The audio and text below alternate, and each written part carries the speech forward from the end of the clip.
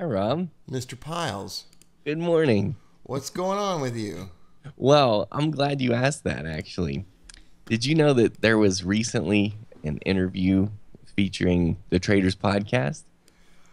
I saw something come through on my Twitter feed that appeared to be a blockbuster cover page interview of some kind of you in a magazine of some kind. What was this all about? Yeah, FXTC Magazine contacted me. They were so kind, and they asked me if they could interview me about the Traders podcast. And I'm like, well, sure, yeah, I'll get you Rob's information and everything, because you're, you're the man here. And they're like, well, no, we actually want to ask you some questions. And I'm like, well, I don't know why you want to interview me, but they were very kind. And I'll tell you what I ended up doing.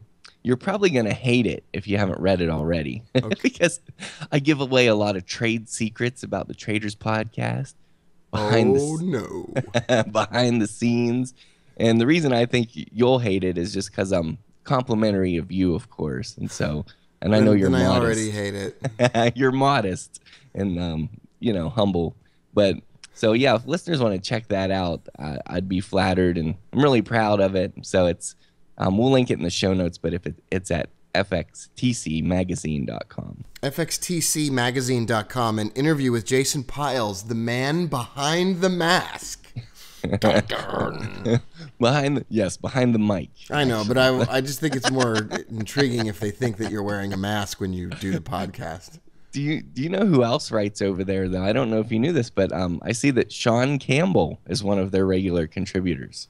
Are you kidding me? Sean Campbell is a fantastic trader and a friend of the show for sure. Yes, sir. Mm-hmm. Wow, well get over there right now, everyone. Stop listening to the podcast and get over there. There's other stuff that's interesting. That's right. Do you know what's going on in the world? Do you keep up with what's going on in the world? You know what? It's embarrassing, but I don't because, well, I mean, sometimes I do, but I get super sad when I watch the news. I'm one of these people. Yeah. So tell me what's happening, Rob. Well, I mean, I get super sad about it as well. There's a couple things that have been on my mind. One is I saw X-Men Days of Future Past last night. Yes. Yes. Did you like see the it. movie? Of course. Did you approve of it? I loved it, actually. Yeah, I thought it was a good movie. Until the end, when they had a giant battle scene and and then I realized, wait a minute, if this movie comes to its logical Hollywood conclusion, none of what I just watched for 1 hour and 30 minutes actually really happened. And that started to bother me a little bit. Yes. However, I thought the movie was great. I thought it was a lot of fun to see all those characters together in the same place. And there was a really satisfying ending. And in today's world, Yes. there is this pressure in movies to, at the very end, not give you a happy ending, Yeah. but Right. to kill somebody off or to do something that you wouldn't expect. And I thought it was a really satisfying conclusion, and it brought to mind this idea that I've been reading about, Jason, in a book called The Big Leap, written by Gay Hendricks, a psychologist, the premise of which is that just when things are starting to go really well for us, we sabotage our own success. In other words, people tend to mess up their lives when things start to go well, and if you don't know that it's okay to get everything that you want, then you will mess up your life when things begin to go well. And that's called, in the terminology of this book, the upper limit problem, Jason. Oh, okay. Thought it was a fascinating... Okay, so just when the movies got a perfect time to make everything come out just fine, most movies will turn the corner, and in order to be more artistic, they'll end up in this, whatever. And I thought it was satisfying to see something that was well done for once that just ended happily. Yes. I mean, it just had a happy ending, and I thought, wow, that's not so dissimilar to our own journeys as traders, especially with this upper limit problem. This idea that as soon as we start doing well as traders, it's almost as if the money that we've made needs to be given back in some form. And it's not just the form that a lot of people who are listening to the podcast might think. It has to be given back to the market, which everybody talks about. I got all this money, and then I'm going to spend this money. I'm playing with the house's money, Jason. Yeah. So why not take an extra trade, which is dumb, and we've all lost our money on a Friday that we made on a Monday. But there's another element to this that I think is even as pernicious or as dangerous. Okay. We have this sense that our trading profits are not truly our own. I'm gonna pay off my I'm gonna make a huge donation to my church. Now that sounds like blasphemy, but I'm gonna make a huge donation to my church, or I'm gonna make sure that so and so is okay, or I'm going to buy something for someone else, or I'm going to do something really charitable. This isn't even for me. I'm going to support somebody else with this money. And I think one of the problems that goes along with that, Jason, is the age-old problem that if we haven't taken care of ourselves, even to a minimal amount first, it's not going to work. And I think sometimes traders feel that, and I know they don't think this consciously, sometimes we feel as traders, including myself, that if we have a noble goal with respect to the profits that we make from trading, then we somehow more deservedly will receive profits from trading. And Jason, I wanted to know what you thought about that. Wow, Rob, this is really neat, actually. I like this. Well, one question that I had along the way while you were talking, and I hope I can I hope I can articulate it, is so is the belief in here that you feel like you have to, like, the money doesn't belong with you in a sense, and you have to give it away in some form because either you feel like I mean, is it a matter of like, I don't deserve this, or this is too good to be true for me, so if I put it somewhere else, almost like somewhere safer, like with someone else, give it to somebody, then it won't be in my possession anymore, so I can't lose it, but at least, you know, I'm not losing it altogether. I think that's one rationale behind that theory. Yeah. You're kind. I'm like, I probably didn't get this at all, but that's kind of where I was going in my mind as you were talking. Oh, you're more right than I am on this podcast, 22 times out of 10. I think it's a really good point, Jason, that if I give this money away, it won't be in my hands anymore, which is a companion to the thought that if I plan to give this money away, I will somehow try harder for it, or I'll be given some extra strength by the universe or God or whatever. And I want to say, I mean, it's easy to criticize this podcast for being anti-charitable. However, I never said that it was a bad idea to give away a portion of your profits. We didn't say that. And you and I tend to be overly generous. I don't know what overly generous even means. Whatever. We tend to think first about others in our lives financially and emotionally and whatever else. However, I don't think there's any difference personally than there is financially, but this would be a different podcast if we talked about relationships. But I think, Jason, I know, Jason, that I've met very few traders who had as their primary goal to give their money away, who made money. Think about it in terms of this. I would like something that is going to slip through my fingers. I want to receive something that I'm not going to hold on to. I am striving to get something that I don't really want for myself. It's very difficult. And there is an element, there's a principle at the very base of this, that if you don't intend to be in control of the money, that the money doesn't flow to you. It's a principle. That first you need to earn the right, Jason, to be trusted with that money. You need to feel confident about your ability to hold on to it and distribute it evenly or whatever. But second of all, you also need to have a feeling that that money is yours. Yeah. And I think that even just the words coming out of my mouth to some people must sound uncomfortable. Yeah, absolutely. I 100% feel that and agree with that. I think a lot of people are in that same boat where it's like, it's the too good to be true syndrome. It's like, yeah, it's not really mine. It's an illusion. It's a mirage. It's not really mine. What do you mean it's mine? Like, there's all kinds of arguments. It's not mine yet, or I'm not sure that it's mine yet, or if I say that it's mine, that will be jinxing it. Right. There's all kinds of ways that we justify it. There's all kinds of ways that we end up giving it away. But at the core of it is exactly this thought that it's absolutely okay for you to get every single thing that you want. It's absolutely okay for you. And there isn't some kind of a set amount of happiness that we as humans or you as a podcast listener deserve to have. And that at that limit, you have reached more than you are able to bear, more than is justifiably yours, and that you need to start giving it away or somehow get rid of it or get it out of your hands because something's going to go wrong. We have a common fear as traders that something will go wrong as soon as we are in a profitable trade.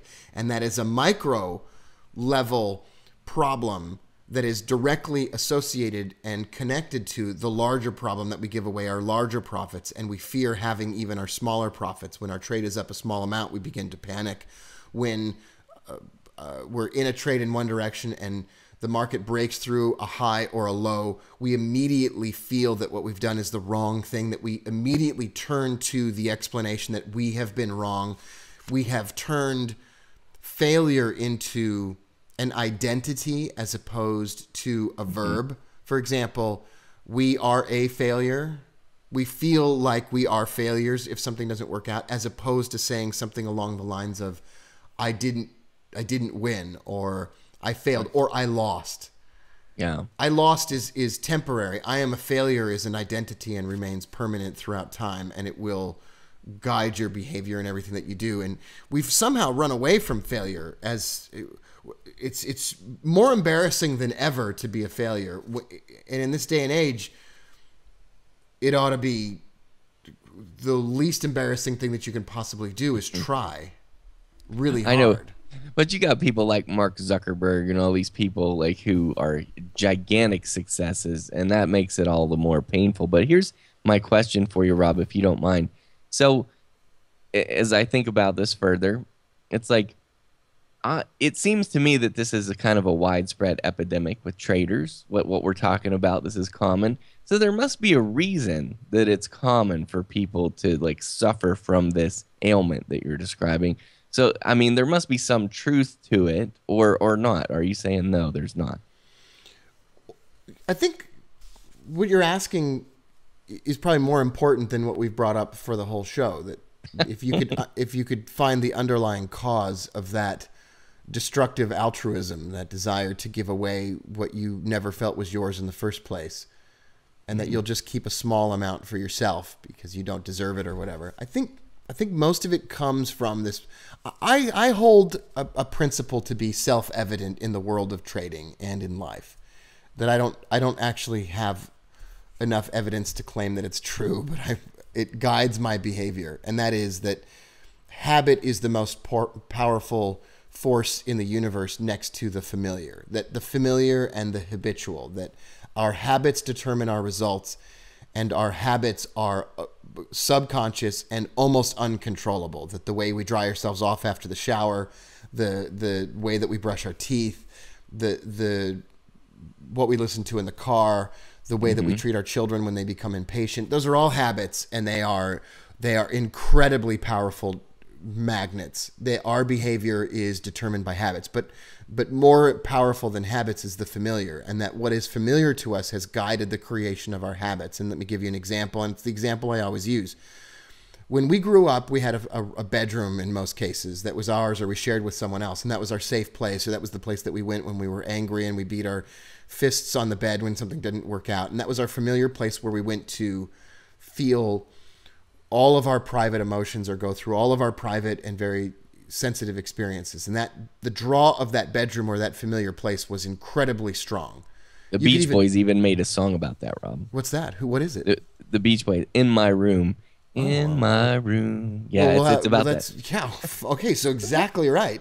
And you could live in a house that was violent, that was abusive, that was incredibly poverty ridden. You could live in a rich house, a poor house, or whatever other house, and that room, or even that whole house, became the familiar to you. And your habits were born out of coping with whatever was familiar in the house that you lived in the place that you were. If you were poor, you learned to have habits where you didn't finish all of something because you needed to share it with others. If your house and your home or your origins were incredibly religious and the premise was that money is the root of evil, or the love of money is the root of evil, then your habits came out of that. That if you were given something, you were expected to give it away very quickly thereafter, or not keep it for yourself. If you were rich, or if you grew up in you might have a whole set of problems dealing with other things, but you grew up in an environment where it was completely okay to amass a disgustingly large amount of gadgets and personal toys and clothing and things that you didn't even seem to appreciate.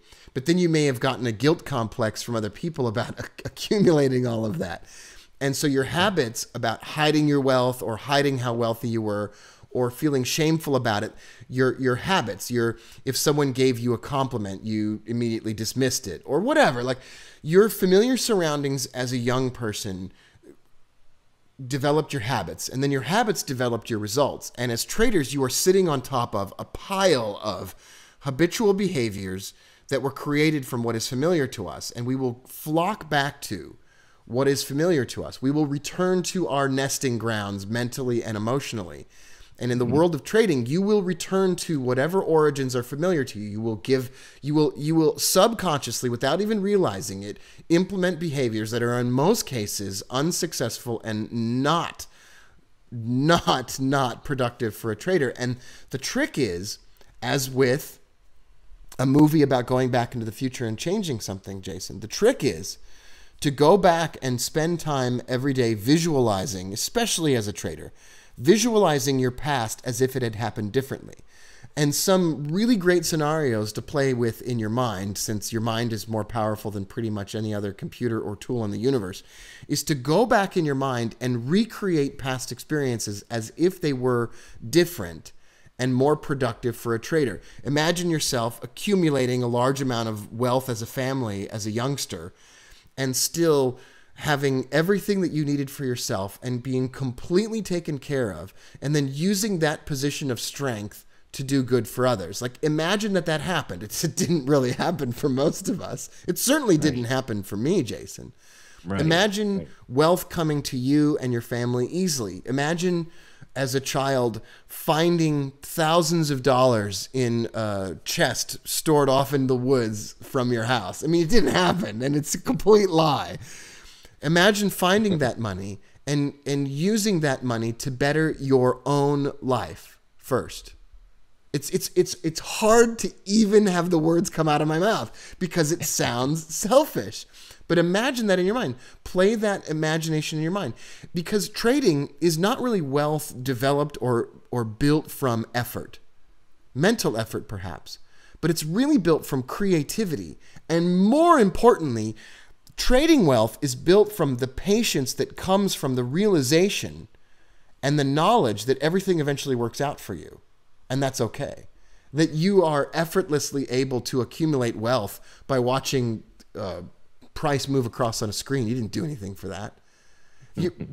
Wealth as a trader is built from the patience to let something play out all the way, and the comfort level that you have with watching it play out in your favor.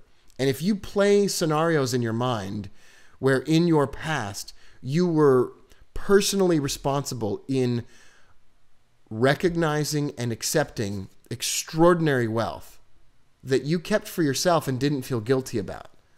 You kept for yourself and you didn't feel guilty about. That's the kicker.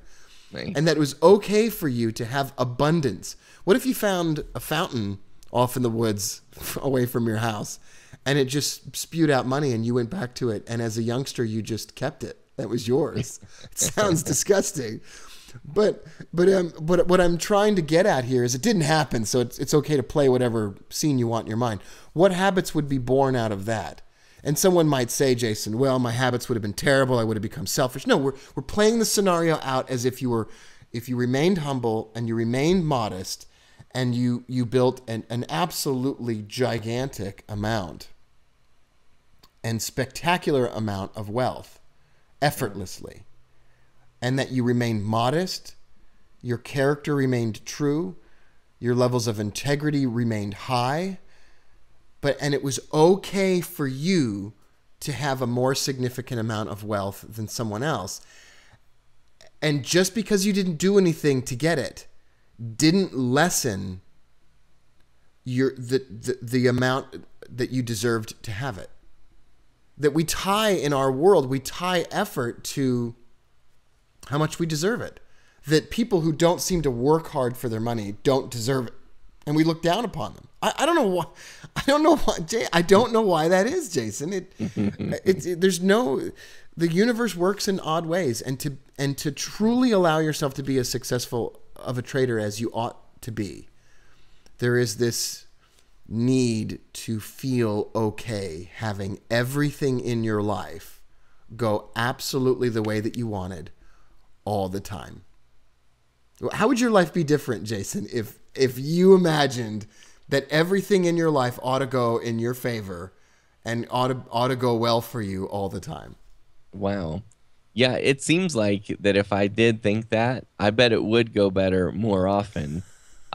I guess my only concern there, Rob, would be if I got into the habit, like you got to be careful about entitlement once you get there, right? I mean, you don't want to get ticked off when things happen to not go your way and like freak out, like throw tantrums. But aside from that, I think more positive thinking and restructuring your mental picture. I mean, because that's really what you're talking about, right?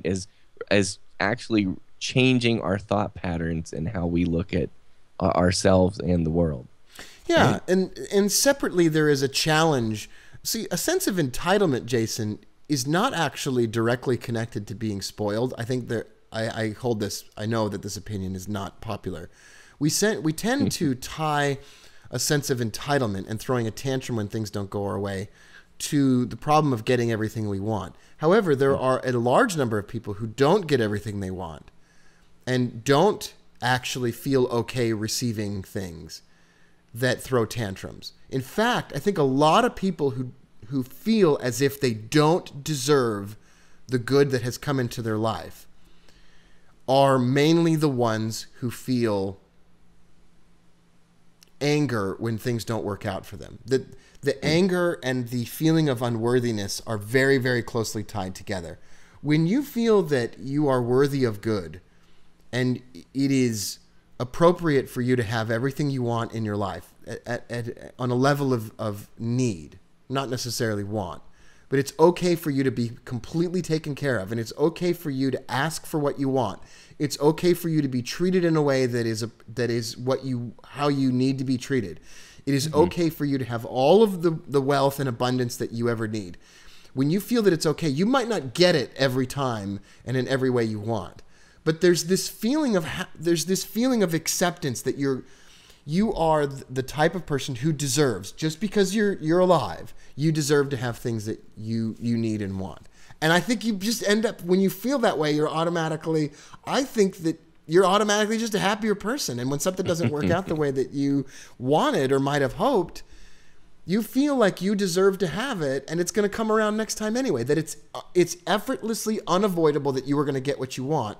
When something doesn't turn out the way that you want, it's okay. Let me give you an example. If I say no to my children, which a lot of books say that you're supposed to say no to your children. You say no because they have to learn what it's like to not get what they want all the time. And if they get what they want all the time, then they're going to be spoiled brats and treat other people poorly. I tried that, Jason. But what I found was more effective was saying to my children yes more often and almost all the time. And when my children feel like pretty much whatever they're ever going to need, they're going to receive. And they're children. They don't have a job. Right. So they have chores and things. But what happened was the stress of worrying that they weren't going to have everything they need dissipated. And my son was automatically more willing to share with his sister. He said to me one day, he says, well, I probably don't think that I could get an Xbox.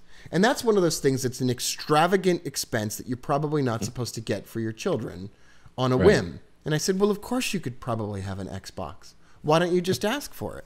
Well, Dad, could I have an Xbox? And I said, well, why do you want an Xbox? I said, yeah, of course you could have an Xbox, but why would you want an Xbox? He said, so we can play together as a family. And he really said that. And it was probably him being manipulative. And I said, well, why would you want to play together as a family? Well, because we don't do a lot of games together as a family. And you know what the truth was, Jason? That was actually true. Yeah. So now I'm feeling like maybe there's something to this. And I said, well, of course you can have things that you want. So I bought an Xbox. It was delivered the next day. And the first thing that he said was, Olivia, come upstairs. I'm going to teach you how to play the Lego game or whatever. And they sat up there and they were laughing hysterically. And I thought, yeah, I just spoiled my children. Yeah, I just spoiled them. And I said, okay, it's time to go. And they didn't answer. Okay, it's time to go. They didn't answer. That's when most parents say, I'm going to put my foot down. My children are spoiled and they're not doing what I say. And then I thought, no, I'm going to get children. My children are eventually going to listen to me. They're going to listen to me. I'm not going to worry about it right this second. They're having a great time. What am I so stressed about all the time? Why, as traders, are we always so stressed? Why are we so worried all the time that just around the corner lurks some terrible consequence to having bought my children an Xbox or whatever? Like, why is there this automatic consequence that comes with doing spoiling ourselves is such a danger? Like, what if you could get everything you want and you weren't going to be a spoiled brat? What if? Why is it that we have this obsession with tying getting everything you want to being a spoiled brat? It's because we don't have everything we want and we resent the people that do. And there probably is some, I'm putting this in quotation marks, some terrible thing that we don't know about that person has to go through and we don't know about it. Well, you know what? A lot of people who have a lot of money are wonderful people and they're not spoiled. And a lot of children who get what they want aren't spoiled and don't treat other people poorly and automatically begin to feel that they have enough abundance that it is inconsequential to give away a bunch of it. That they end up, there is another way to think about this that doesn't include saying yes all the time and doesn't include being spoiled, but does include raising children or becoming the type of person by recreating your past, which sounds despicable, but you just recreate your past to assume that things naturally work out for you. What if you, podcast listener, lived a life where you imagined that things naturally worked out for you? That if there was a temporary setback, Jason, it was temporary, and you just shrugged your shoulders and you said, well, eventually this is going to work out for me. What if that attitude permeated everything that you did? Well, eventually everything works out for me. So whatever. It's no big deal. What if you walked around in life feeling that way? You'd be more generous with what you had because you'd feel that you would get more later. You would be more willing to accept temporary setbacks. You'd be more patient with people who didn't do the things that you might have hoped that they would do for you, because eventually, if you just say what you would like them to do, they would be probably very happy to do it. There would be a whole host of things that possibly could happen in your life that we'd love for you to have. Yes, I love abundance thinking. It works way better than scarcity thinking. Doesn't it? Absolutely. Yes, sir, it does. Yeah, yes, it does. Sir. I agree. In that vein, Jason, when we come back in our next episode, I would love to reach back into that mailbag. I love the people that listen to the podcast. They're so awesome. Yeah, we got lots of good stuff, Rob, so we'll do it. Can someone reach the show if they want to? How would they do that? Absolutely. If they want to ask us anything or even just write in just their own comments, they can email us at producer@traderspodcast.com, or you can just leave a comment in the show notes for this episode. On behalf of Jason Piles, the man behind the mic, I'm Rob Booker, and you're listening to the Traders Podcast.